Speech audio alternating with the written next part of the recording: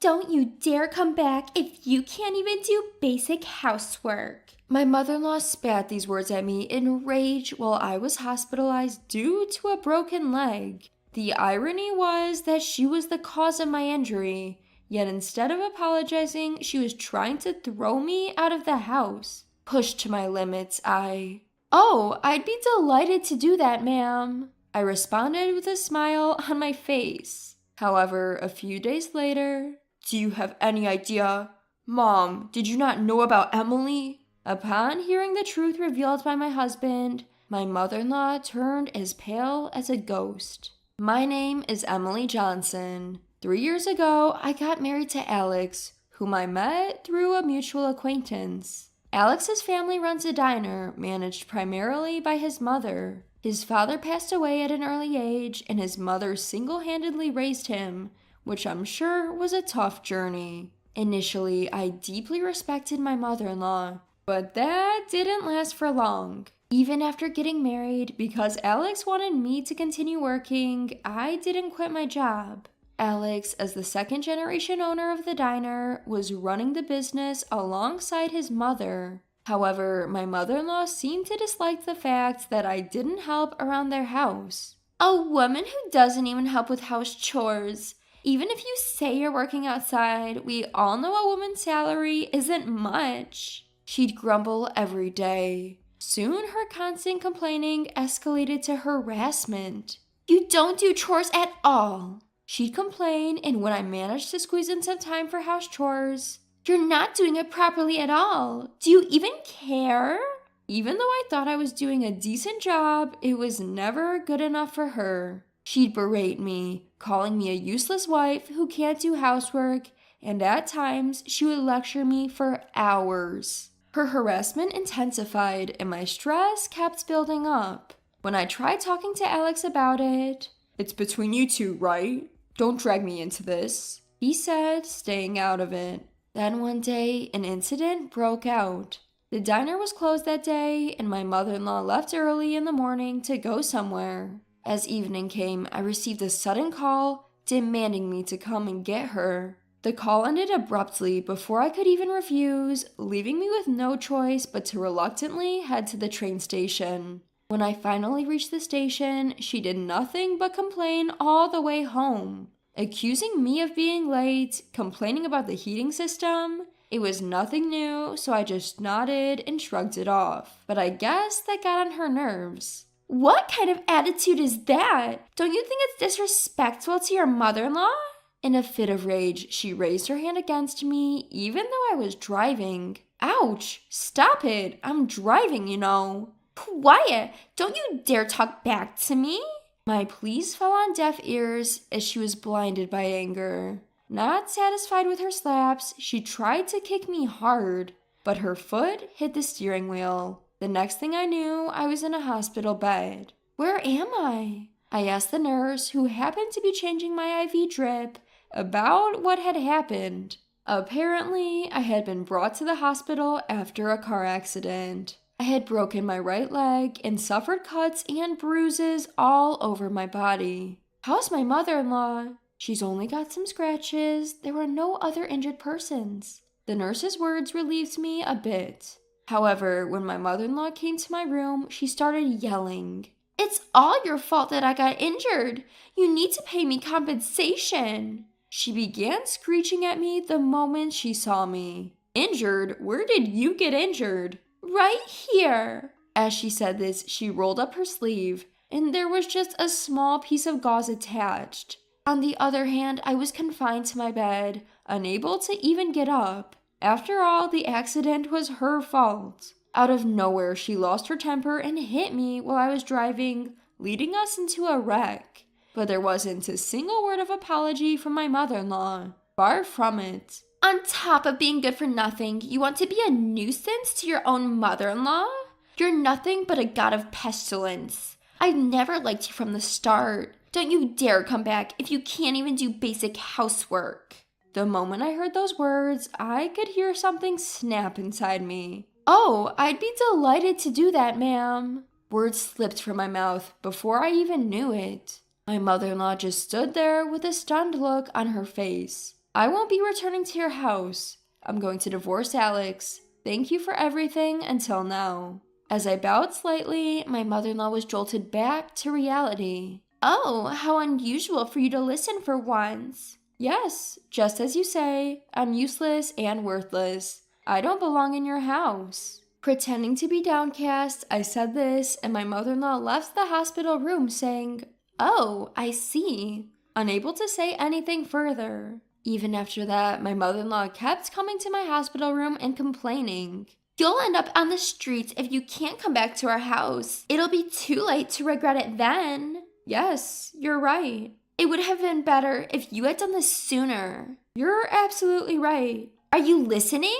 While my mother-in-law kept complaining, I was casually ignoring her and sitting on my phone. This happened several times, and a week after I was admitted to the hospital, my mother-in-law came to my room to complain as usual. Just as I was ignoring her as usual, Emily! Suddenly, my pale-faced husband Alex burst in. Oh, it's unusual for you to visit. What changed your mind? What on earth is this? What Alex was holding was a divorce paper with my details already filled in. Oh, that. I asked my family to mail it. I'm glad it arrived just fine. Why all of a sudden? Upon being asked, I relayed to my husband what my mother-in-law had told me. And to think, Mom, did you not know? Emily earns way more than I do. What? My husband turned pale as he asked this in a shaky voice. Yes, I've been working for a large corporation since before we got married. I've diligently worked and achieved decent results, so I hold a fairly high position now.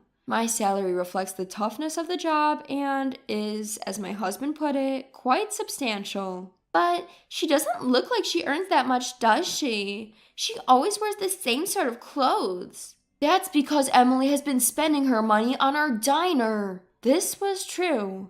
The diner my mother-in-law runs is on the brink of bankruptcy. It was in a tight spot when my husband took it over. My mother-in-law had no business acumen, so my husband was trying to turn it around. I've been using my salary to keep the diner afloat and have given a lot of advice about its management. We managed to escape the worst situation, but without my salary, the diner would probably go out of business soon. No, it can't be true.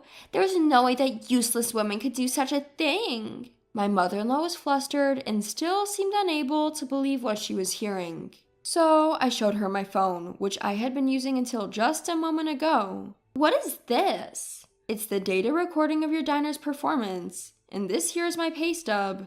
My workplace has digitized our pay slips. My mother-in-law stared at my phone and slowly turned pale. No, that can't be. Also, I should mention that I've already consulted with the police about the accident you caused. What? At my mother-in-law's utterly shocked expression, I could only sigh in exasperation. Since an accident occurred, of course the police will conduct an inquiry, right? So I've reported everything exactly as it happened to the police. I've also submitted the dashcam footage. Why would you do that? From your reaction, it seems you're aware you caused the accident, aren't you? There's a chance you could be held criminally liable, but if you admit it, you might get off with a lighter sentence. After a while, my mother-in-law started trembling, and then, to my surprise, she knelt before me. I'm sorry. I had no idea we were living off your money.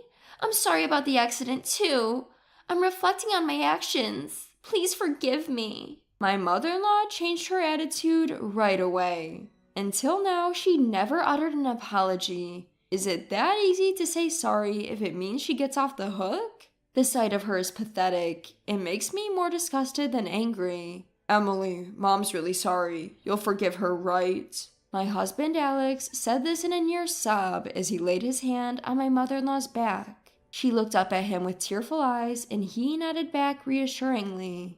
Watching them trying to garner sympathy, What are you saying? I will never forgive you guys. Isn't it obvious? Actually, I intended to divorce you even before this mess with your mom. Alex looked taken aback by my unexpected response. Even when I was seriously injured and hospitalized, you never visited me. You spent my salary without a shred of gratitude. I've been fed up with you for a while now. What? There's no benefit for me in staying married to you. In fact, you're only bringing me down. That's why I'm divorcing you." I smiled brightly in stark contrast to Alex and my mother-in-law, whose faces were filled with despair. There was some fuss afterwards, with Alex throwing a tantrum, but once I mentioned getting a lawyer involved, he quickly signed the divorce papers. He should have just signed them without making such a fuss. I thought I couldn't be more disappointed in him, but the regret of marrying him cut deep. Once they lost my support, their family diner quickly faced issues with operation. It shut down in no time, leaving Alex and my mother-in-law in a poor state. My mother-in-law had said she would be left out on the streets, but it seems they were the ones in that predicament. They sold off the diner for peanuts and moved to a rundown apartment. Having no work experience outside the diner, they could only find low-paying jobs, barely making ends meet. By the way, it turned out that my mother-in-law had lied about losing her husband at a young age. She was quite a player, and her fed-up husband had filed for divorce and left her. Even on the day of the accident, she was out gallivanting with a man. I found out these details from a police officer who was investigating the accident.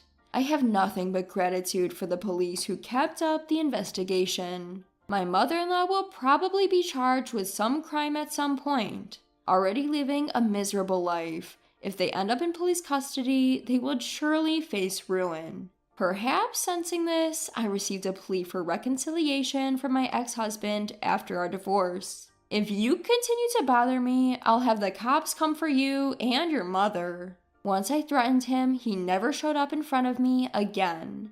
The divorce went through smoothly, and I cut ties with my in-laws, and my broken bone healed after treatment. Currently, I'm working hard while still recovering from my injury. I had been using my salary for my in-laws' diner before, so I had almost no money left for myself. But it's different now. Working for myself and being able to spend money only on myself, I had no idea how much happiness this would bring. I'm thinking of valuing myself more, and if I can find a partner who values me, I'm considering getting remarried.